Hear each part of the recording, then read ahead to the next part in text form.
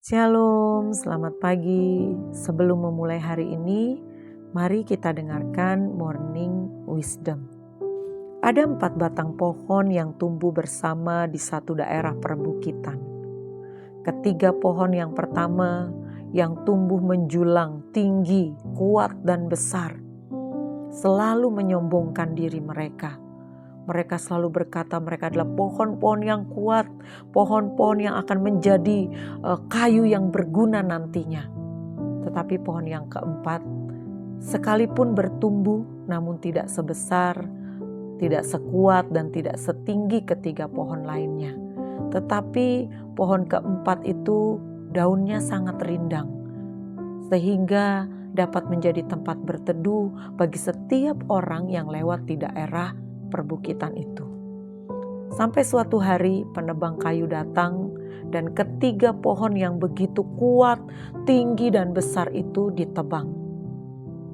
Kayu dari pohon pertama dijadikan pintu gerbang kota. Kayu dari pohon kedua dijadikan kapal perang dan kayu dari pohon ketiga dijadikan pilar penyangga rumah ibadah agung. Sementara pohon keempat tetap menjadi pohon yang rindang, menjadi tempat berteduh bagi banyak orang. Ketiga pohon itu semakin sombong. Mereka semakin menyombongkan diri dan berkata, kami dipilih pasti karena kami kuat. Kami menjadi kayu yang sangat bermanfaat, bisa menopang, bisa menjadi sesuatu yang sangat dibutuhkan. Singkat cerita, satu waktu terjadilah perang dan akhirnya kota itu diserang oleh musuh-musuh sehingga pintu gerbang kota dihancurkan, rumah ibadah agung dihancurkan, kapal perang ditenggelamkan. Akhirnya ketiga pohon itu musnah.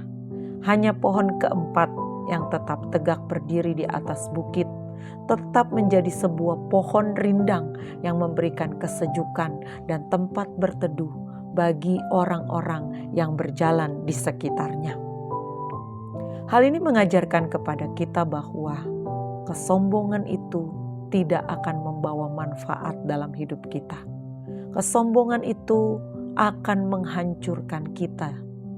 Kita tahu hanya orang-orang rendah hatilah yang dapat berdiri tegak, yang dapat menjadi tempat bagi orang untuk berteduh, mendapatkan kesejukan ketika berbicara dengan orang-orang yang rendah hati. Amsal 13 ayat 10 berkata, keangkuhan hanya menimbulkan pertengkaran, tetapi mereka yang mendengarkan nasihat mempunyai hikmat. Artinya orang yang angkuh, orang yang sombong pastinya tidak akan bisa dinasehati.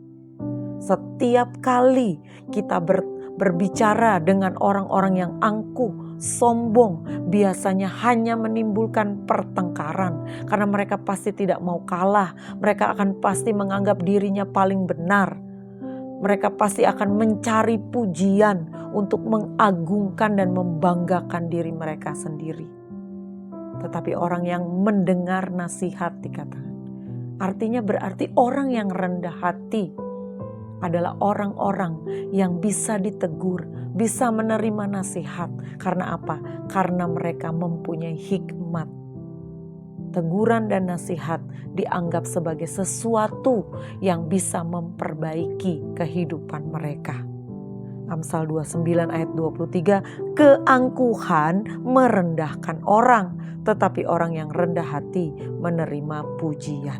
Jadi justru keangkuhan itu sebenarnya merendahkan dirinya sendiri. Kesombongan itu menghancurkan diri kita sendiri.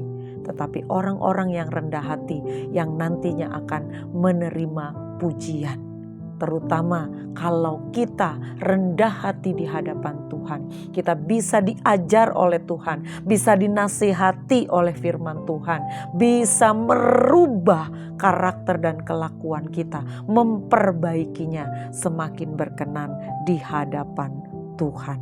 Selamat pagi, Tuhan Yesus memberkati.